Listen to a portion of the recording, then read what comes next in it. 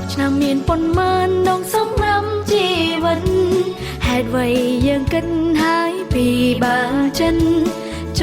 ងវាសនាមានឡើងមានចង់វាសនាតាមពិតទៅជីវិតដែលរីករាយពិតប្រាកដហើយទទួលបានភាពស្ងប់ក្នុងចិត្តពិតប្រាកដគឺការចេះសម្លឹងមើលមកជីវិតខ្លួនឯងហើយមើលមកអ្វីដែលខ្លួនឯងកំពុងតែមាននិងរៀនចេះស្រឡាញ់ពេញចិត្តជាមួយនឹងវាព្រោះអ្វីដែលយើងកំពុងតែមានអ្វីដែលយើងមានជាក់ស្ដែងនៅពេលនេះបើសិនជាយើងស្រឡាញ់ពេញចិត្តចំពោះវាគឺយើង